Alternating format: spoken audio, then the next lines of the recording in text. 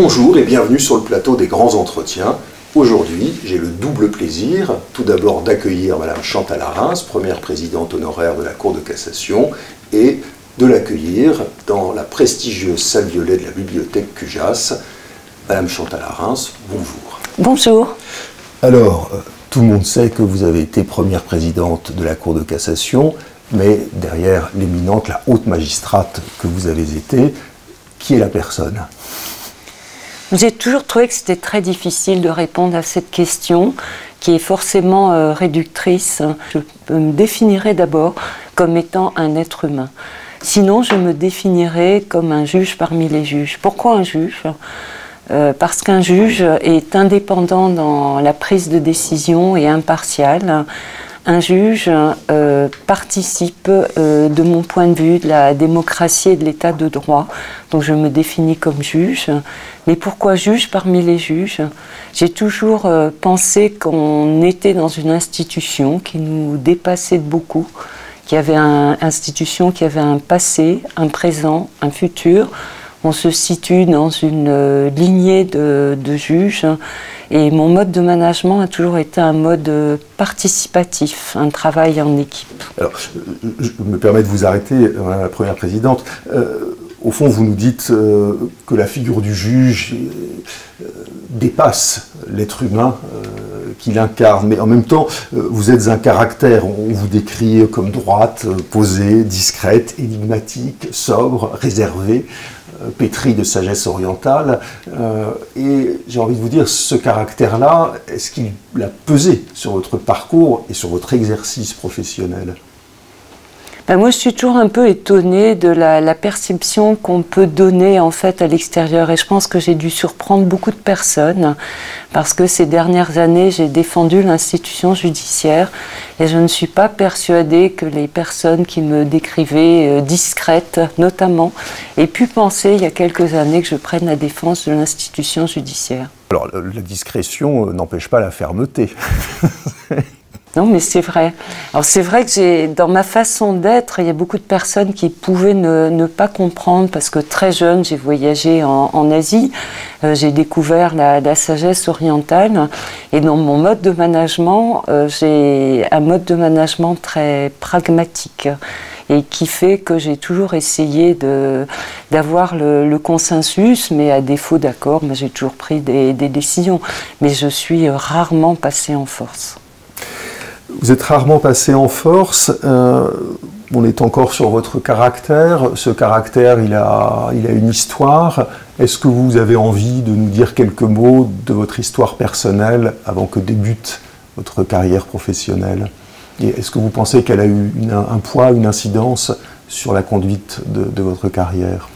Je pense que c'est une incidence. J'ai un ancêtre assez lointain qui faisait partie de la noblesse de robe et qui est mort pour la République.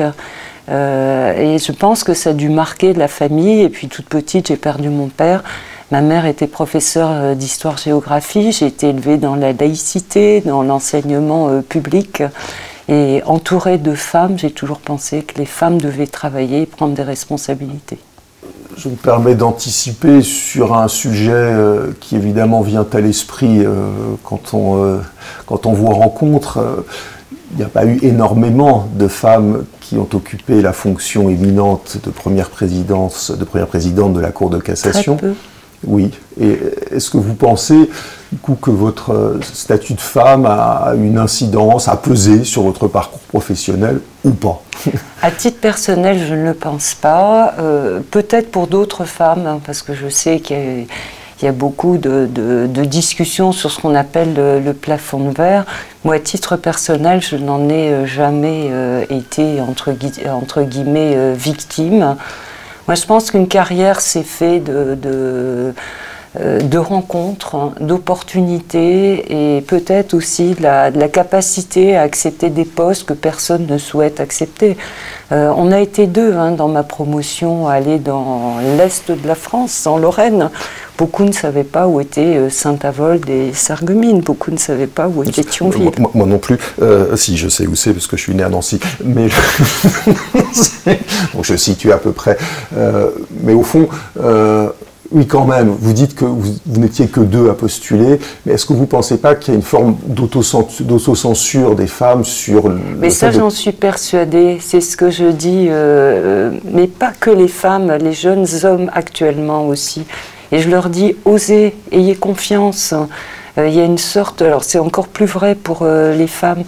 Et je l'ai vu quand je présidais la formation au siège du Conseil supérieur de la magistrature. Il y avait beaucoup de jeunes femmes présidentes dans des premiers postes de tribunaux judiciaires, extrêmement compétentes, puis au bout de quelques années qui abandonnaient. Et ça, je trouve ça dommage. Mais je pense aussi que c'est un peu un phénomène sociétal qui s'est aggravé avec la difficulté pour beaucoup à accepter beaucoup de responsabilités. Et donc ça, vous considérez que finalement c'est moins une question homme-femme qu'une question d'évolution sociétale? Ces derniers temps, oui. Ces derniers temps. Mais est-ce que vous ne pensez pas du coup que la conduite d'une carrière comme la vôtre, il y en a d'autres aussi, suppose pas des sacrifices d'une vie personnelle que les jeunes, les hommes et les femmes d'aujourd'hui ne sont plus prêts à accepter?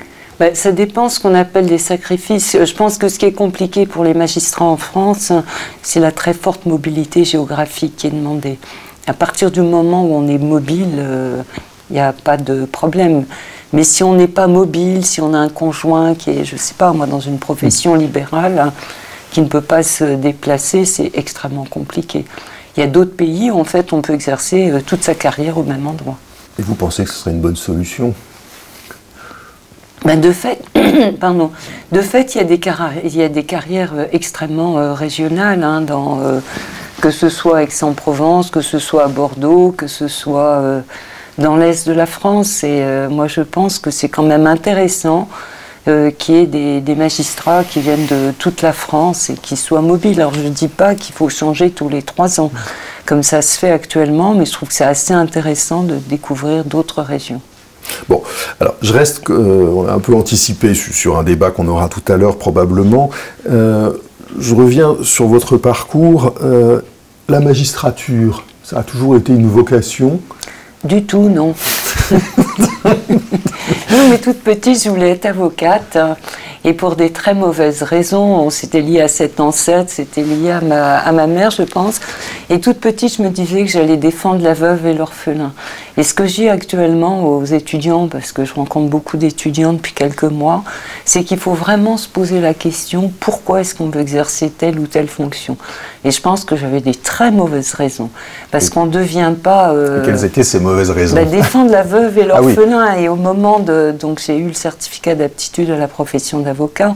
Au moment de prêter serment devant le barreau de Reims, une amie qui était étudiante en droit comme moi, qui avait eu le CAPA également, m'a dit non, il faut passer le concours de la magistrature.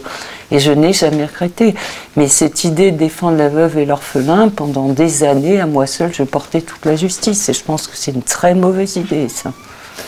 Et alors, est-ce que dans vos premières expériences, parce que je rappelle que vous débutez, comme tout magistrat, j'allais dire au bas de la hiérarchie, enfin au début de la hiérarchie, vous débutez comme juge d'instance à Sarreguemines. Et est-ce que dans cette position de juge de base, votre envie de défendre la veuve et l'orphelin est encore présente, ou est-ce que vous prenez conscience tout de suite que non, vous êtes l'impartialité incarnée? Assez vite, en fait, ce qui était assez curieux, c'était à Saint-Avold, c'était dans un bassin minier. J'étais la première femme également. Je succédais à un juge qui était resté pendant 30 ans. D'ailleurs, personne ne savait comment m'appeler, donc tout le monde m'appelait Monsieur le juge. Et en même temps, j'allais dire, on n'était pas tellement éloigné de la Deuxième Guerre mondiale. Il y avait un petit moment, mais pas si éloigné que ça. Juste pour nous rappeler, c'était en quel... En 1979. Oui, donc on n'est pas... Oui, c'est... Il n'y a pas... c'était quand même... c'était pas un siècle, et il y avait beaucoup de personnes qui parlaient une sorte de patois que je ne comprenais pas. Et très rapidement, j'ai eu l'impression que j'étais dans un autre monde, en fait. Et en même temps, j'allais dire proche du justiciable, parce que les justiciables venaient très souvent. J'étais juge des tutelles, je siégeais en matière prud'homale. Enfin, ça a été une belle période d'être juge d'instance. Alors après juge d'instance, vous faites un séjour en cabinet ministériel. Non, non, non. Pendant 10 ans, j'étais ce que j'appellerais un pur juge du siège. C'est-à-dire que je rédigeais beaucoup de jugements civilistes.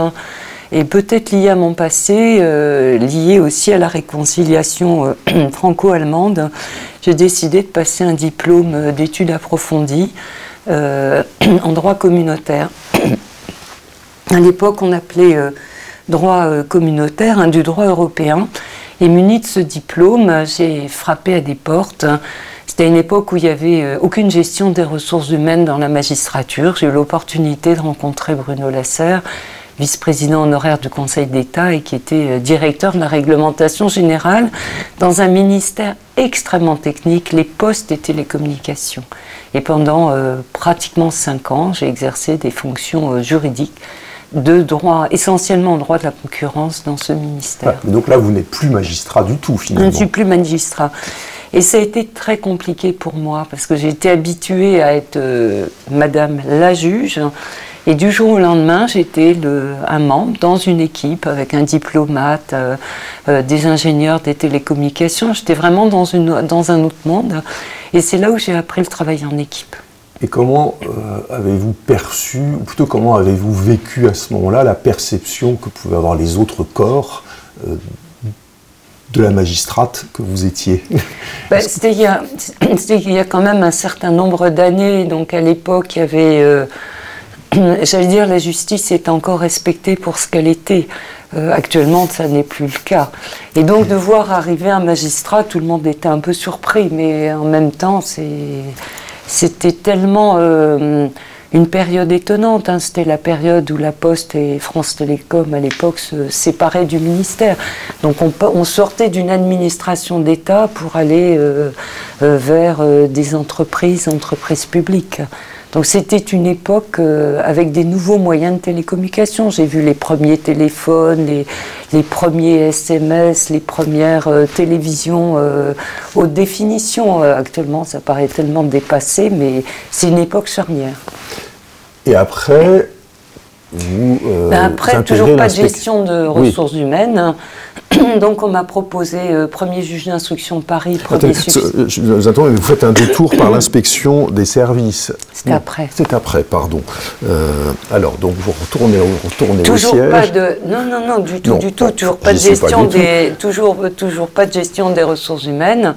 Donc je suis arrivée au parquet de Paris, moi qui étais un pur magistrat du siège, devenir magistrat du parquet, donc là c'était quand même assez compliqué pour moi. Je vous interromps, est-ce que tous ceux qui nous écoutent ont parfois du mal à faire la différence entre le siège et le parquet? Je suis désolé, c'est basique, mais est-ce qu'en un magistrat du siège juge, un magistrat du parquet représente la société et déclenche ce qu'on appelle l'action publique, c'est-à-dire le procureur ne juge pas, il met en mouvement les poursuites qui permettront que des personnes soient renvoyées ou pas devant un tribunal. Alors là, vous défendez la veuve et l'orphelin.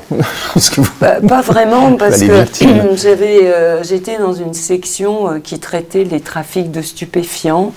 C'était assez compliqué, ou le proxénétisme.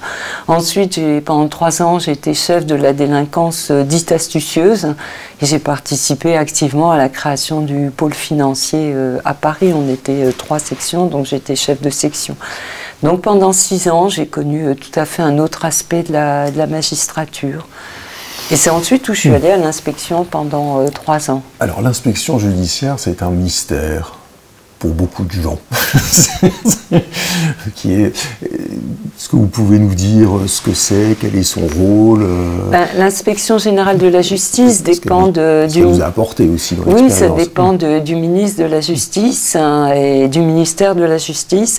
Mais j'ai participé à des missions interministérielles, j'ai participé à des missions, par exemple, sur l'application et l'exécution des peines en France, qui a déjà été posée beaucoup de problèmes. J'ai participé à des enquêtes administratives concernant des magistrats à qui l'on reprochait des fautes disciplinaires. Et ça m'a donné en fait envie ensuite de postuler pour des fonctions de chef de juridiction. Parce que je me suis beaucoup déplacée en France. Et j'ai vu ce que c'était que l'administration des juridictions. De l'extérieur, passez-moi l'expression, mais l'inspection des services est à la justice que les bœufs carottes sont à la police. Est-ce que vous avez ressenti ça comme ça ou non? Pas du tout, parce que l'inspection a une éthique et une déontologie extrêmement forte. Et quand j'ai été membre de l'inspection générale, il y avait toute une réflexion sur la déontologie de l'inspection, effectivement, qui dépend du ministre. Mais les inspecteurs signent le rapport. Ensuite, c'est une succession de présidences, un tribunal de grande instance d'Évreux, Nanterre, Paris, puis la Cour d'appel de Paris, puis la Cour de cassation. Peut-être première question, votre expérience de chef de juridiction, puis de chef de cour, qu'est-ce que vous en retirez finalement d'important pour vous? Pardon, quand on est président d'un tribunal, quelle que soit la taille, là on mesure qu'on a un juge parmi les juges. Pourquoi?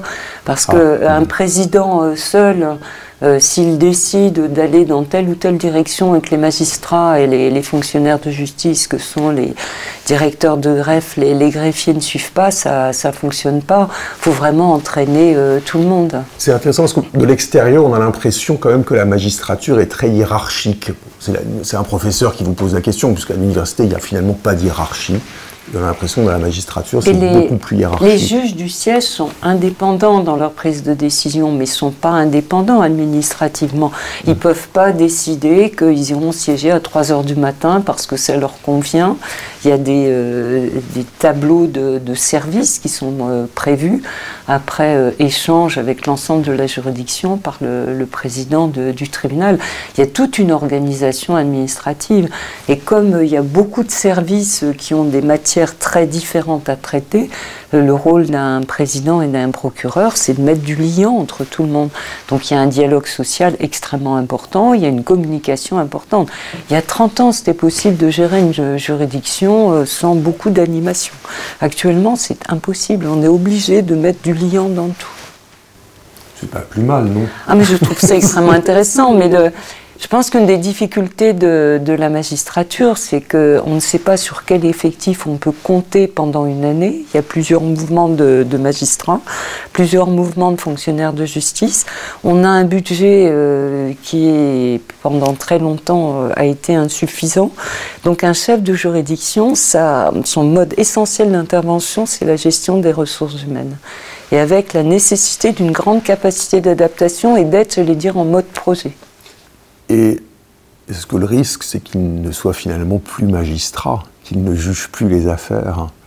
Ça dépend de la taille des juridictions. Il y a par exemple 164 tribunaux judiciaires, et sur les 164, il y en a 40 qui sont de taille très importante, et les autres juridictions sont de taille plus modeste. Et dans la très grande majorité des juridictions, le président a des fonctions juridictionnelles importantes et administre la juridiction le soir. Oui, mais alors vous étiez à Nanterre, Paris, tribunal judiciaire, judiciaire, cour d'appel. J'avais des fonctions juridictionnelles. Est-ce qu'on peut être présidente du tribunal de Paris? J'avais très peu de fonctions juridictionnelles. Mais je pense qu'un président ne peut présider une juridiction que s'il a une bonne connaissance du contentieux. Pour organiser des services extrêmement différents. Je vous donne un exemple. Oui. On est, par exemple, les affaires familiales. Si vous n'êtes pas juge, vous ne savez pas que des délais de convocation en matière familiale, un délai correct, c'est 2 mois. Si vous n'êtes pas juge, vous dites ça peut être 6 mois, 1 an. En fait, il faut avoir une connaissance fine du fonctionnement de l'institution. Donc, pas de management de la justice, comme il y a un management de l'hôpital qui n'est plus fait par les médecins. Moi, je pense que c'est une erreur majeure, et je pense vraiment une erreur majeure à l'hôpital ou au tribunal? À l'hôpital. Moi, je pense vraiment que le fait que ce soit des magistrats qui gèrent les juridictions, c'est en lien avec l'indépendance juridictionnelle dans la prise de décision. Et le président, notamment, doit veiller à ce que cette indépendance soit respectée pour l'ensemble des magistrats du siège.